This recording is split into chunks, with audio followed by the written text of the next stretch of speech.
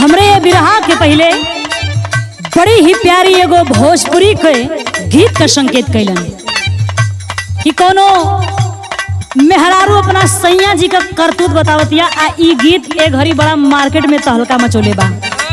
कैसे का कहे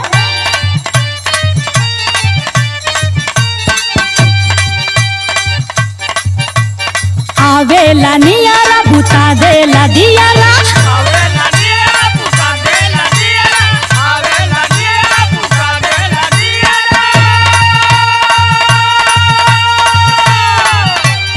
आवेला नियारा बुता देला दियारा चुमेला होठवा गुलाबी गुलाबी मटन खा के बटन खोले हे मटन खा के बटन खोले सखी रसैया मिलल शराबी मटन खा के मटन खा के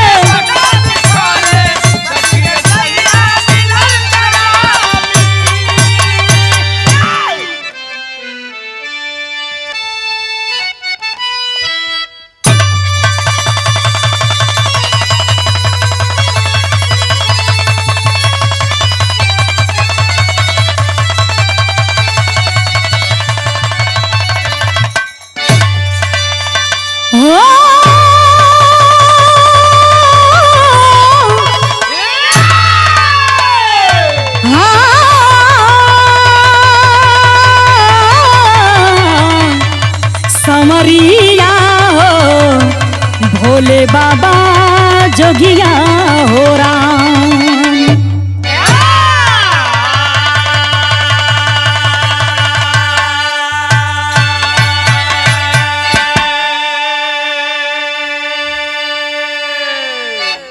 अच्छा भैया, हम बिरहा एवं भोजपुरी लोकगीत गायिका सुषमा भारती रउआ लोगन के गोड़ छुके गोड़ लगातानी और आज हमरे ये बिरहा का रिकॉर्डिंग हो रहल बा हरिओम म्यूजिक स्टूडियो आजमगढ़ में।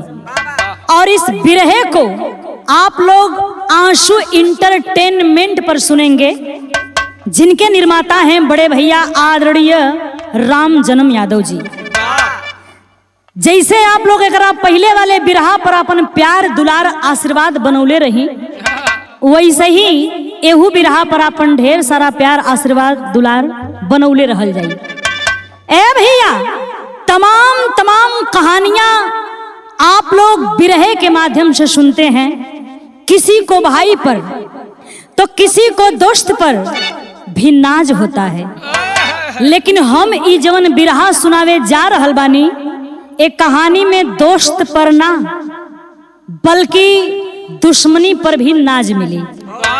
और कहानी का शीर्षक मिलेगा दुश्मनी हो तो ऐसी। भूमिका के लाइन में कवि जी लिखते हैं क्या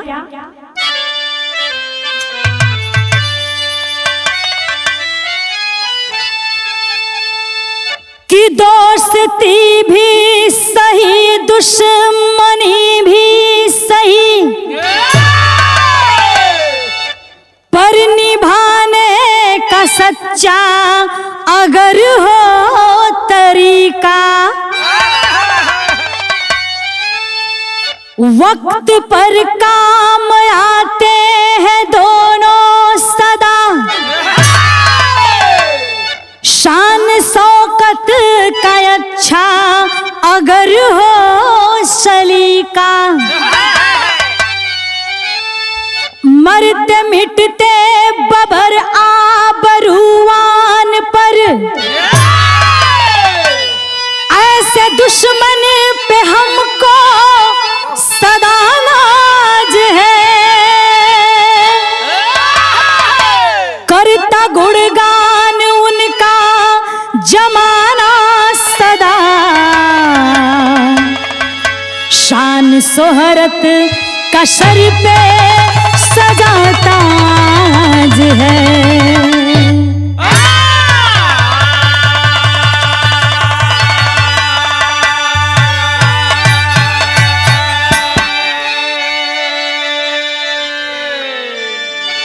लिखते हैं कवि जी कि करता गुणगान उनका जमाना सदा, शान शोहरत का सर पे सदा ताज है। बिरहा में एगो बड़ी ही प्यारी गजल का संकेत बा मास्टर, कैसे?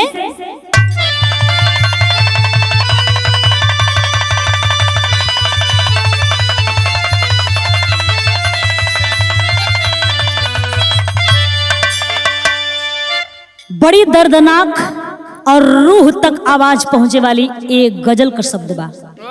किसी माशुका ने अपने बेवफा आशिक के लिए कहा है, कैसे?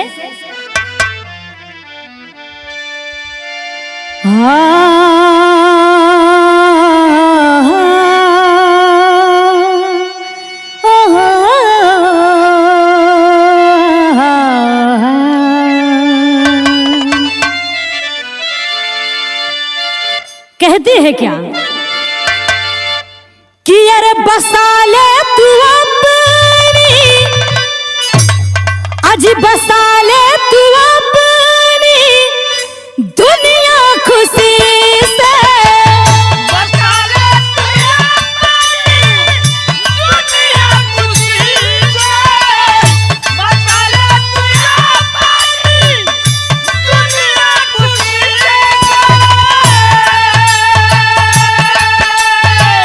बसा ले तू अपनी दुनिया खुशी से, दुनिया खुशी से, ले मैं जा रही हूँ तेरी जिंदगी से, ले मैं जा रही हूँ तेरी जिंदगी से, ले मैं जा रही हूँ तेरी जिंदगी से। जितना सुंदर ये गजल बा उतना सुंदर कवि जी भाव भी लिखले हुए, कैसे? अमन रो रहा है, चमन रो रहा है, अमन रो रहा है, चमन रो रहा है, अमन रो रहा है, चमन रो रहा है।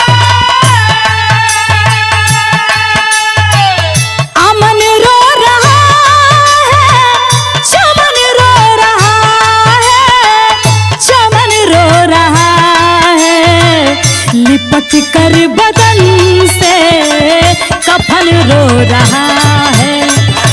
क्या बात है? कफन रो रहा है, लिपट के बदन से कफन रो रहा है। ए भैया, ई हमें से ये बिरहा के कहानी का शुरुआत भइल नजम के लाइन से कहना बा, कैसे?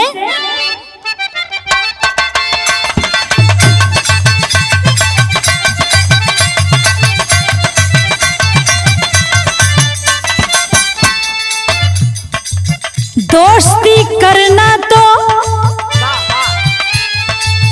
दोस्ती करना तो यारी में वफादार रहो, दोस्ती करना तो यारी में वफादार रहो, निभाना दुश्मनी तो बन के पानीदार रहो।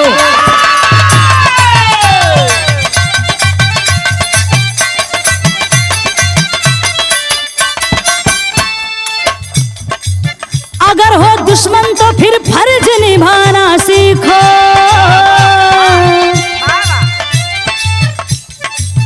अगर हो दुश्मन तो फिर फर्ज निभाना सीखो, दोस्त बन करके यूं ना आग लगाना सीखो।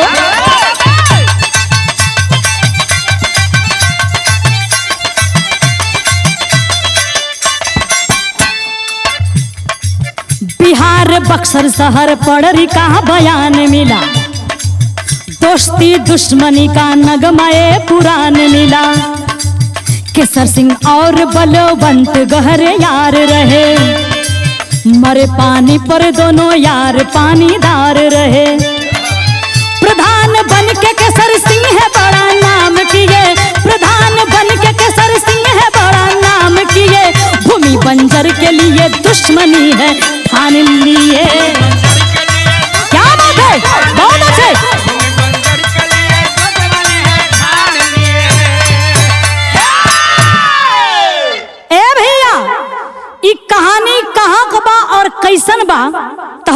लोगन का ध्यान लेके चला तानी कि बक्सर से आगे कलकत्ता वाले हाईवे पर अगर आप जाएंगे तो डुमराव वाले टोल प्लाजा से पहले ही एक स्थान पड़ता है जिसका नाम पड़री बताया गया।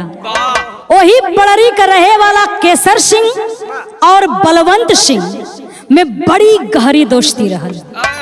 कुछ दिन के बाद ग्राम प्रधानी का चुनाव आयल तो केसर सिंह चुनाव लड़ गईलन और चुनाव जीत भी गईलन। चुनाव जीतले के बाद कुछ बंजर जमीन रहल और वो बंजर जमीन के केसर सिंह प्रधान का कैलन कि वो गांव के दलितन के पट्टा कर देहलन। अब दलित समाज का लोग ओपे अपन घर बनावे लगलन, जीवन यापन करे लगलन। लेकिन जब बलवंत सिंह के ये बात का पता चलल तो बड़ा ऊ नाराज भइलन और जाके ओ गांव के दलितन के रोकत हुमन कि आखिर यहाँ पर तुम लोग अपना घर क्यों बना रहे हो। तो लोग कहे लगलन कि अरे साहब ई जमीनिया हमने के केसर सिंह प्रधान जी पट्टा कर देले हुमन। जब इतनी बात बलवंत सिंह सुनलन तो पहुंच गए प्रधान केसर सिंह के घरे। आ जाके गुस्सा में केसर सिंह से कहलन कि तू प्रधान हो गए हुआ तो तोहरे ढेर घमंड हो गए ओ जमीन पर हमार कब्जा रहल है तो कैसे तू पट्टा कर देला। तो भइल का बिरहा में तर्ज बदल गई। देखी ई बिल्कुल देहाती गीत बा, माता बहन लोग गावेली कैसे कि अरे उड़ेला बदरा हो उड़ेला बदरा, अरे उड़ेला बदरा हो उड़ेला बदरा, हमरे नैहर के ओर से उड़ेला बदरा।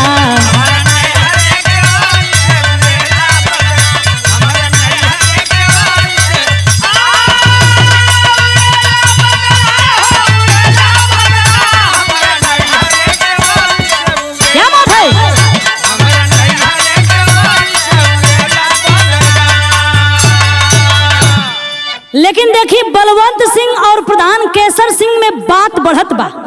का होत बा कि अरे चली ना जोरवा हो चली ना जोरवा, अरे चली ना जोरवा हो चली ना जोरवा, हमरे आगे प्रधानी को चली ना जोरवा।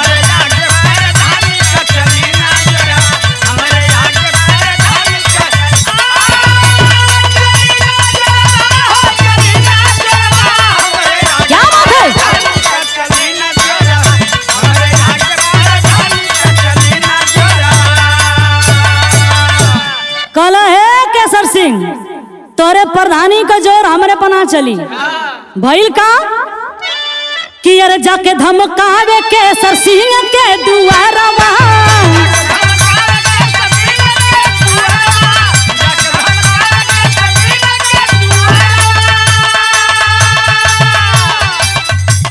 अब बतिया ही बतिया में बढ़ गई झगड़वा।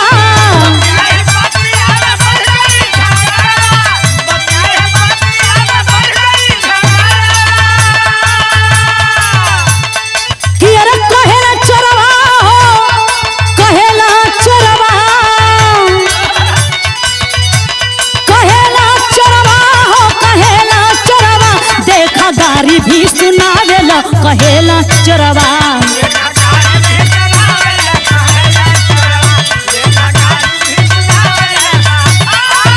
क्या बात है।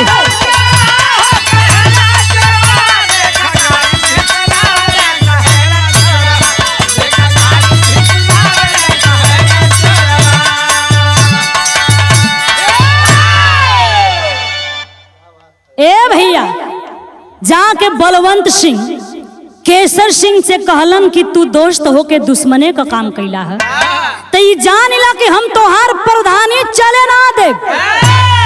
केसर सिंह भी बाबू क्रोधित हो गईलन। अब दोनों ओर से बात बढ़े लगल तो कहल जाला लकड़ी गढ़ले चिकन होले। अब बात बढ़ले रुखड़। अब बात बढ़त बढ़त बहुत ज्यादा न बढ़ गई तो भइल का बिरहा में तर्ज बदल गई।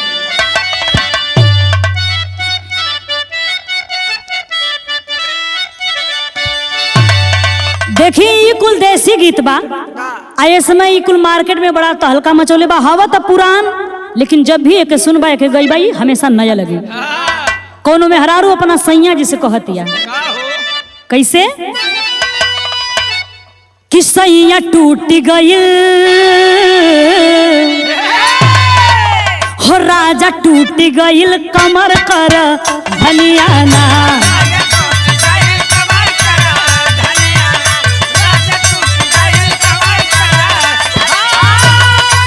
क्या बात है?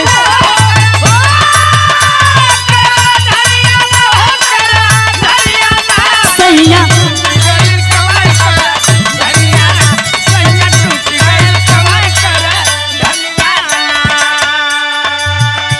लेकिन ये दोनों जिगरी दोस्त में होत का बात नहीं, गौर करेंगे कि देखा बात बढ़ल बढ़ल दुश्मनियाना।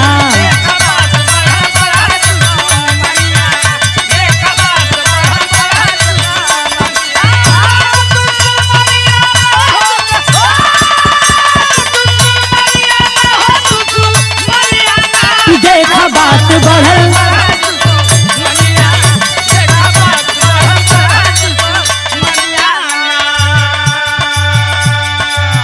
तीनों हो बिरनवन के केसर बोलवले हो केसर बोलवले।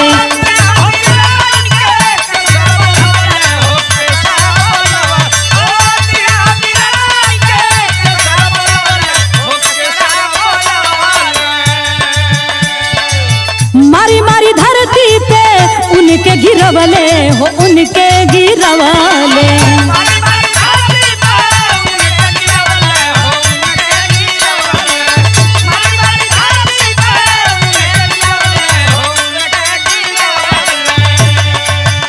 तहिया बलवंत खैले का समियाना, तहिया बलवंत खैले का समियाना। देखा बात बढ़ल बढ़ गई दुश्मनियाना। क्या बात है?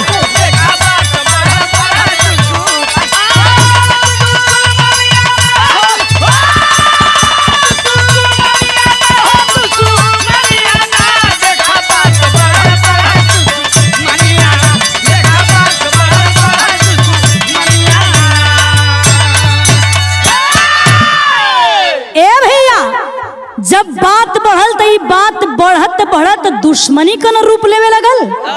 तो केसर सिंह प्रधान के 3 ठे और भाई रहलन और अपने भाईन के बुला के कहलन कि हमरे दुआरे पया के आई अनाप शनाप बकत हुवन, इनके तनी ठीक से नाश्ता पानी करा दा, इनके तनी समझा दा, मरम्मत करा इनके। इतना सुनत तो तीनों भाई मिल के अब बलवंत सिंह के एक ठे पेड़े में बांध के लगलम मारे। अब मारत मारत लहू लुहान न कदलन और उनकर कुर्ता या बंडी सब फाड़ ओर देहलन और कहलन कि जा जा अब तुमका जमन करे के होई कलिहा। तब बलवंत सिंह का कहलन बिरहा में तर्ज बदल गई।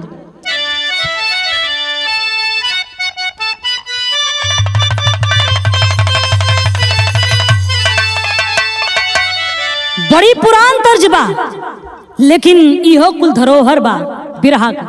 जब गावा तब भी गौना के दुल्हन लगेले। हाँ एकदम राजेश भैया नहीं। कैसे कि अरे गवना कराए पिया घर बैठवला आय अपने कोई लरिया में लागली री, आय अपने कोई लरिया में लागली री। तनीरा मोही दगा दे के भागल रे, नीरा मोही दगा दे के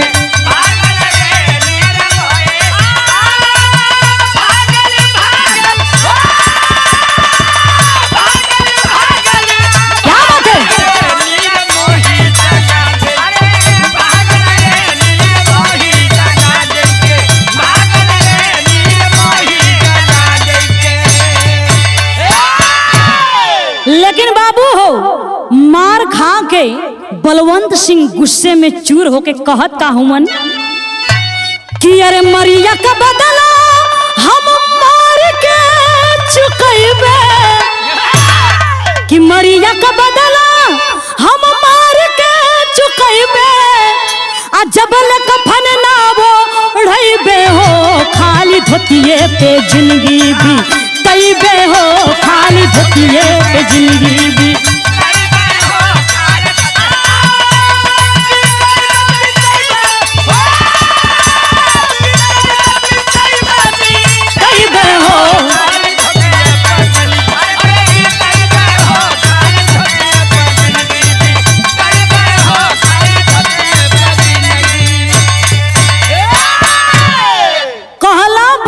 सिंह कि सुन लो अपने दरवाजे पर शेर बनते हो ना, अपने दरवाजे पर मारे हो मुझे और कुर्ता भी फाड़ दिए हो, तो कसम है पैदा करने वाले की कि आज के बाद कुर्ता वही दिन पहिरब कि जौने दिन तुहके कफन पहिराई वही दिन कुर्ता भी पहिरब।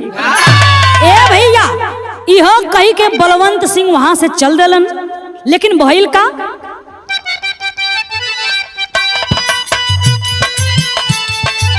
कि अरे बंजर जमीन बदे कैला अनर्थ हो आजीवन जवानी हमर हावे व्यर्थ हो।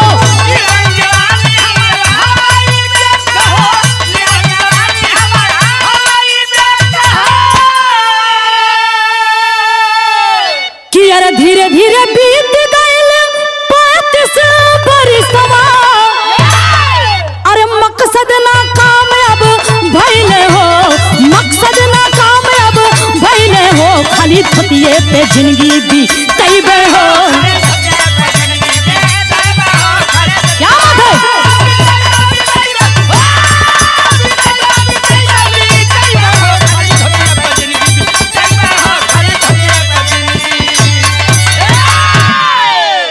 ए भैया कसम खा के बलवंत सिंह वहां से तो चल दलन, तो केसर सिंह सोचे लगलन कि हाँ तो बड़ा ही जिद्दी ए लिए ऐसे जरा सजग हो के रहे के चाहिए। अब दोनों जने एक दूसरे से बाबू सावधान न रहे लगलन, और दोनों जने एक दूसरे के खून का प्यासा भी हो गईलन। यहर बलवंत सिंह का दोनों लड़का सयान हो गईलन, लड़कन का शादी जब पड़ल त नात रिश्तेदार कहे लगलन बलवंत से अब तो समधी बने जात हवा न, तो कम से कम अब तो कुर्तवा पहिरला। बलवंत सिंह कहलन कि सुना, सूरज शीतल हो सकता है सागर धीरज खो सकता है, सूरज शीतल हो सकता है सागर धीरज खो सकता है, पर मैं अपनी कसम को तोड़ दूं ऐसा कभी नहीं हो सकता है। कहलन तू न लोगन जा बराती, आज जब तक वो सार के हम मारब ना तबले कुर्ता पहिरब ना। ए भैया बीतत बीतत 35 वर्ष का समय बीत गई, अब बलवंत सिंह का उम्र 70 साल के पार हो गई, तो भैल का बिरहा में तर्ज बदल गई।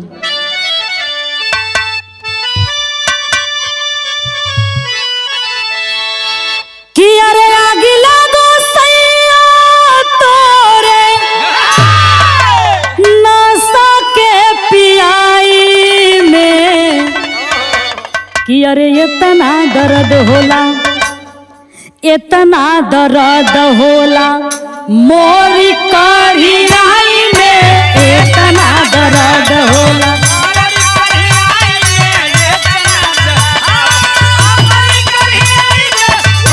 अरे जिया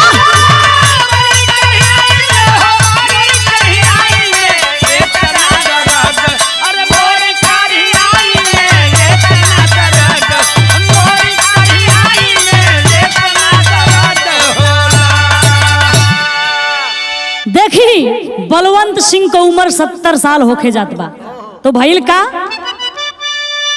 कि अरे ढल गइल जवानी देखा आ गइल बुढ़ाई हो, आ सोचे बलवंत कैसे, अरे सोचे बलवंत कैसे बादला चुकाई हो।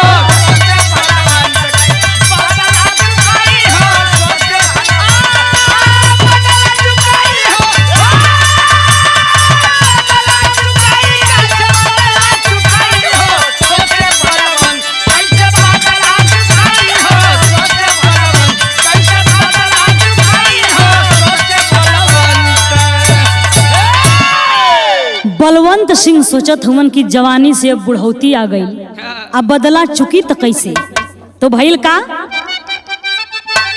कि अरे पुराना प्रतिज्ञा भइली छूटल संसार हो, आ दोनों बेटवन से कहे ना तो रिश्तेदार हो।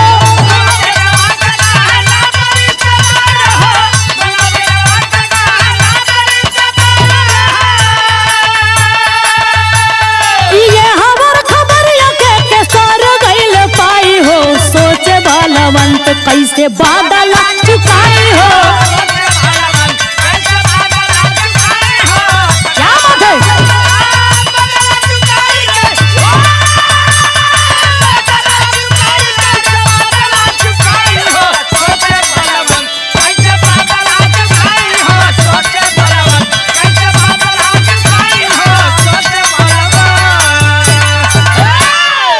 ए बाबू, बलवंत सिंह प्रतिज्ञा तो कल हलन, लेकिन केसर सिंह पर कबो वार ना कपौलन, उनके अवसर ही ना मिलल। और धीरे धीरे जवानी से कब बुढ़ौती आ गई पता ना चलल। 70 से 75 साल की अवस्था जब पार कैलन तो एक दिन बलवंत सिंह ये दुनिया से अलविदा हो गईलन। और जब ये खबर सब नात रिश्तेदार पौलन तो सब लोग बलवंत सिंह के दरवाजे पे पहुंचल बाए बाबू। और बलवंत सिंह के दोनों लड़कन से कहे लगलन कि अब तो जवन भयल तमन भयल, अब अंतिम संस्कार का तैयारी करा लो। तो बलवंत सिंह का लड़का दोनों कहे लगलन, का कहलन, बिरहा में टेरी का भाव बा।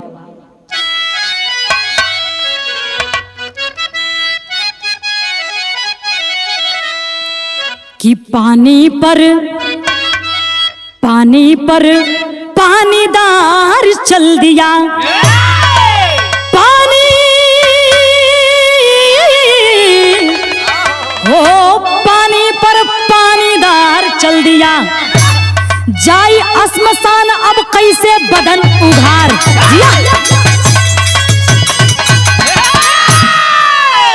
जाई अस्मशान अब कैसे बदन उघार, पानी पर पानीदार चल दिया। अरे बाबू, बलवंत सिंह का लड़का दोनों कहे लगलन कि कुल तो ठीक है, लेकिन बाबूजी का कसम रहा कि जबले केसर सिंह के मारब ना तबले कुर्ता या बंडी कुछ ना पहिरब। तो इनके कफन कैसे ओढ़ावल जा, अगर कफन ओढ़ा दिहल जाता तो इनकर प्रतिज्ञा टूट जाई। अब समझ में नहीं आवत कि हमने की का कइल जा। अरे बाबू, ओहर ई खबर जब केसर सिंह प्रधान सुनलन त करत का हुवन, पहपट की लाइन में कहना बा।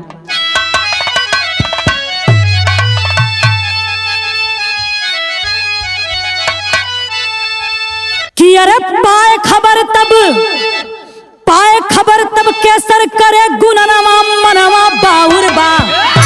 कि अरे पाए खबर तब केसर करे गुननवा मनवा बाउर बा, अब पानीदार अच्छा होला दुश्मनवा मनवा बाउर बा। क्या बात है।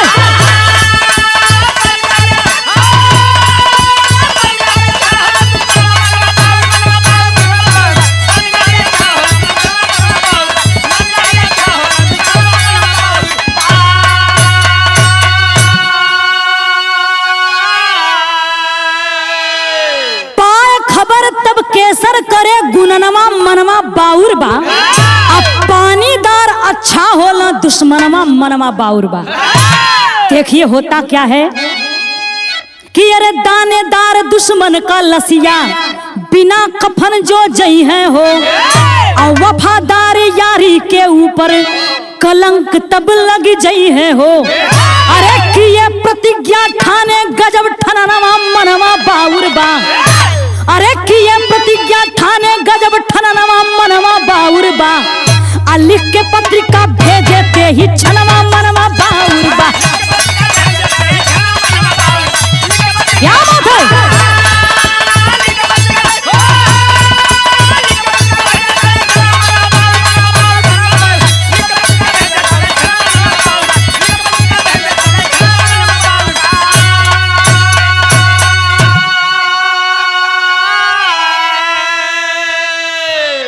अय बाबू, जब केसर सिंह को बलवंत सिंह की मौत की खबर मिली तो दुश्मनी और दोस्ती को परे करके और सोचे लगलन कि बलवंत सिंह मेरा दोस्त, जब वो जिंदा था तो मेरा दुश्मन था और वो भी पानीदार दुश्मन था, तो फिर उसके लाश से कौन सी दुश्मनी है।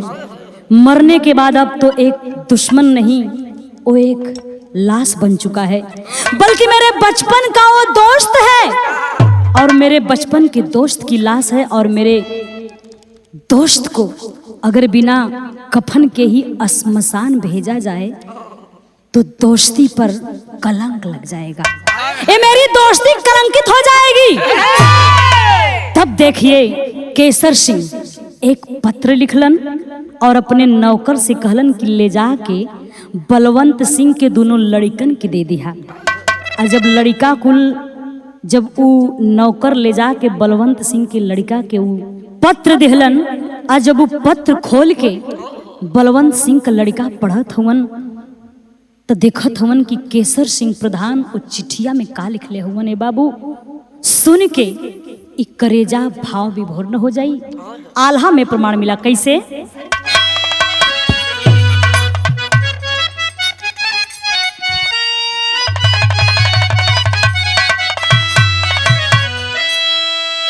कि पानीदार दोस्त दाने, ए बाबू पानीदार दोस्त दाने दार दुश्मनवा भैया,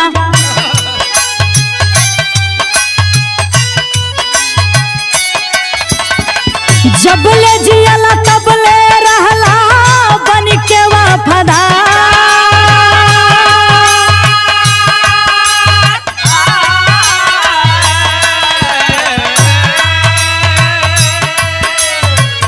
टूट गईली सांस खत्म भइली दुश्मनिया भैया,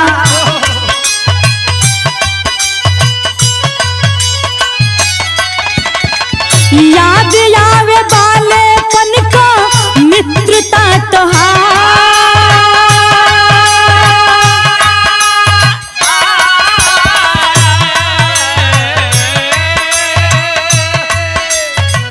बिना हो कफन के तोहर जाई अगर लसिया भैया,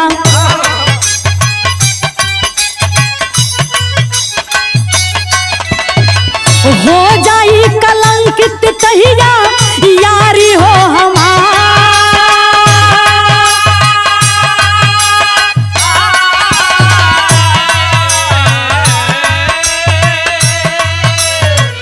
आँखिया में नाचे सोले फिल्म का कहानिया बाबू,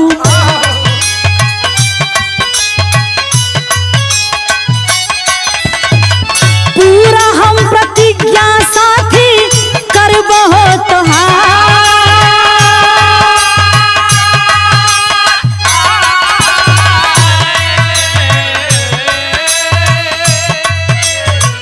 अपने हाथ मरला अपने सीनवा में गोलियां देखा,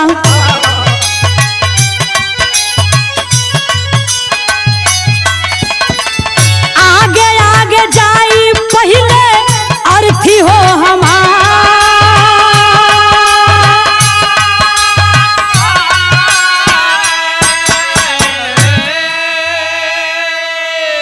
अये बाबू, चिट्ठिया जब लोग खोलत हुवन तो देखलन कि चिट्ठिया में लिखले हुवन केसर सिंह कि जिस तरह से शोले फिल्म में जय और वीरू यानी अमिताभ बच्चन और धर्मेंद्र अपने प्राणों की बाजी लगाकर दोस्ती का फर्ज अदा किए थे, उसी तरह से मैं अपने दोस्त की प्रतिज्ञा को जरूर पूरा करूंगा और बिना उसकी प्रतिज्ञा पूरा किए हुए इस दुनिया से उसे जाने नहीं दूंगा।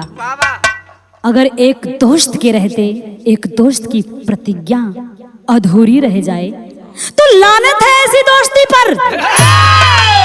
और क्या किए कि अपनी लाइसेंसी पिस्टल उठाते हैं और सीने पर रखकर प्रधान केसर सिंह चला देते हैं और कहने लगे अपने घर वालों से मरते मरते कहने लगे कि पहले मुझे कफन पहना देना, इसके बाद बलवंत की प्रतिज्ञा भी पूरी हो जाएगी, फिर उसे कफन पहना देना और आगे आगे मेरी अर्थी, उसके पीछे बलवंत की अर्थी जाएगी। तो हुआ क्या, खड़ी की लाइन में कहना बा।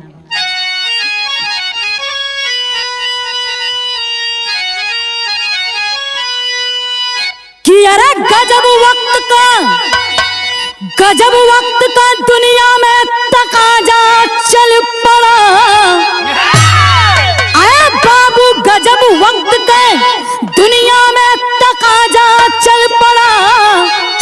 तो झरझर बरसे ले नजरिया तब जनाजा चल पड़ा।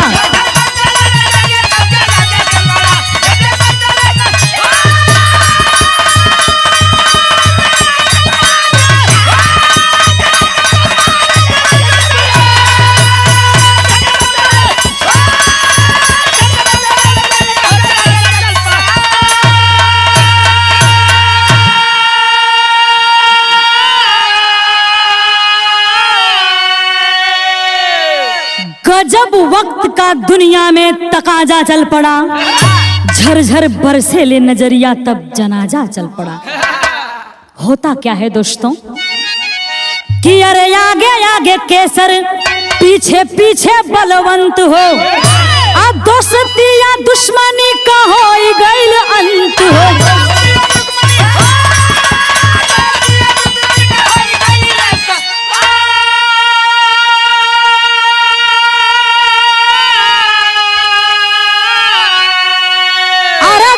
प्रतिज्ञा दिल में ले इरादा चल पड़ा, ठान प्रतिज्ञा दिल में ले इरादा चल पड़ा।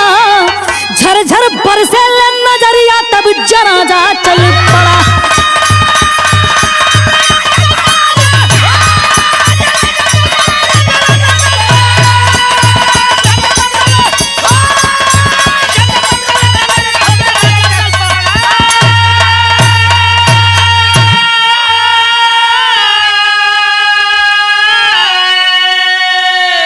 अरे बाबू, वो दोनों दोस्त जो जीते जी दुश्मनी निभा गए, बलवंत सिंह और केसर सिंह, दोनों की चिता बक्सर में गंगा नदी के तट पर एक ही जगह, एक ही साथ, एक ही समय सजाई गई और एक ही साथ दोनों चिता में आग भी लगाई गई। और सभी लोग कहने लगे कि वाह, और सभी लोग कहने लगे कि वाह, दोस्ती और दुश्मनी दोनों निभाने का दोनों का अंदाज ही निराला था।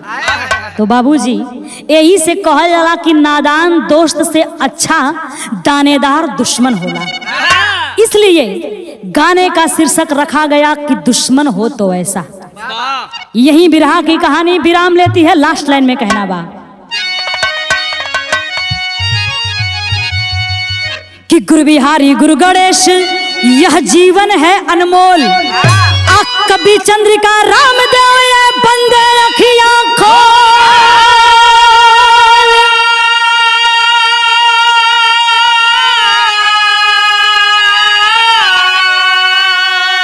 कि अरे पानी पर पानी दार चल दिया, हो पानी पर पानी दार चल दिया। तो सुषमा सूबेदार के बिरहे बा आधार, पानी पे पानी दार चल दी।